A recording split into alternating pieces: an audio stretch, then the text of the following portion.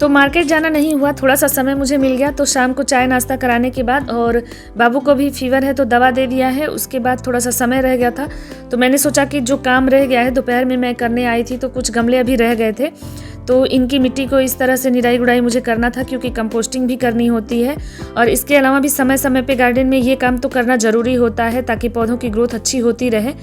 तो आ गई थी ऊपर और सोचा कि ये सारे काम निपटा लूँ, जब उधर नहीं हो पाया तो इसका ही काम पूरा कर दूँ ताकि पानी वगैरह जब देना होगा तो पौधों को अच्छे से मिलेगा और कंपोस्ट भी अच्छे से मिलेगा। ये काम तो हमेशा करते रहना पड़ता है, एक सप्ताह में एक बार करती हूँ या कभी कभी नहीं टाइम मिलता है तो 10 दिन 12 दिन पे कर ही लेती हूँ किसी भी तरह से। तो ये सारे काम मैं खुद ही करती हूँ और मुझे बहुत अच्छा लगता है, बार बार ये बात आपसे बताती हूँ। और इस समय जो है विंटर गार्डन की तैयारी कर रही हूँ, क्योंकि सारे ही पौधे इस समय सर्दियों वाले लगा रखे हैं तो उनमें थोड़ा ज़्यादा मेहनत करना पड़ता है, क्योंकि कटिंग से लगाते हैं कुछ पौधे, जैसे गुलदाउदी हुई और भी बहुत सारे पौधे हैं। तो उन सबको लगाने के बाद उनका केयर करना होता है, उनकी पिंचिंग प्रूनिंग, मतलब उनकी समय समय पे जो है कटाई छटाई करनी पड़ती है। और फिर उनको कंपोस्ट भी ज़्यादा चाहिए होता है सर्दी वाले पौधों को, और धूप कम लगती है तो इनको जो है बहुत स्ट्रॉन्ग कंपोस्ट बना करके देना पड़ता है, जिससे कि फूल जल्दी खिल जाते हैं और ज़्यादा संख्या में खिलते हैं। इसके अलावा जो है उनका कलर और साइज़ भी बहुत बड़ा होता है। तो इसलिए ये सब काम हमेशा जो भी समय मुझे निकलता है ना खाना पीना करने के बाद, तो उसके बाद मतलब घर संभालने के बाद सारा ही समय मेरा गार्डन में ही बीतता है। अगर कोई घर पे मेहमान ना आ जाए तो खाली समय जैसे ही होता है मैं तुरंत टेरेस पे चली आती हूँ या अपने घर के सामने वाले जो गमले हैं उनको देखने लगती हूँ, उनमें जो भी कमी होती है उसको करने लगती हूँ। बहुत रिलैक्सिंग काम है ये मेरे लिए। अगर सारा दिन मुझे कोई कह दे कोई काम ना करो, बस यही करती रहो, तो मैं करती रहूँगी और मेरा मन बिल्कुल नहीं घबराता। और सबसे बड़ी बात कि ये काम करने में मुझे थकान भी नहीं लगती है। घर के बाकी काम करके थक जाती हूँ, लेकिन ये काम करके मुझे बिल्कुल भी थकान नहीं लगती है। इसके साथ ही नए नए पौधे लाना, उनके बारे में जो है जानकारी इकट्ठा करना, उनकी देख रेख कैसे करनी है, ये भी मैं हमेशा करती रहती हूँ। और हर बार कुछ नए पौधे ले आती हूँ और उनकी केयर के बारे में भी देखती रहती हूँ और उनकी केयर सीखती हूँ करना। उनको कैसा कंपोस्ट चाहिए, कैसा माहौल चाहिए, कैसी सॉइल मिक्स चाहिए जिसमें कि वो अच्छे से ग्रोथ करें, ये सब जानना और करना बहुत ही अच्छा लगता है।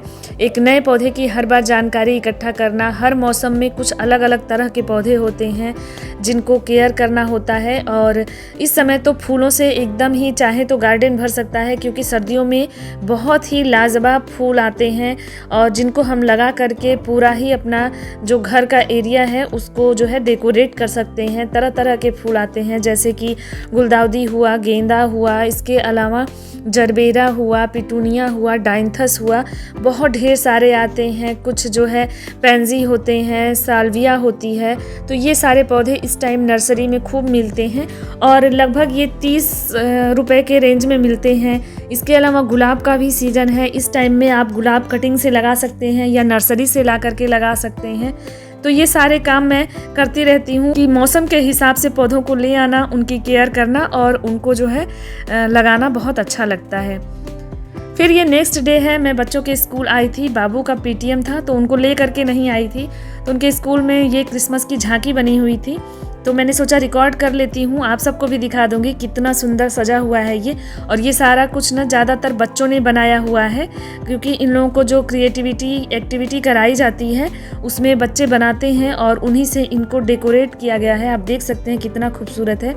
पीछे झांकी सजी हुई है, तो पीटीएम में आई थी तो साथ में ये झांकी भी मैंने रिकॉर्ड कर ली ताकि मैं बाबू को दिखा सकूं। ये बाबू वाली बिल्डिंग है, मतलब प्राइमरी बिल्डिंग अलग होती है इन लोगों की और सीनियर बिल्डिंग अलग है।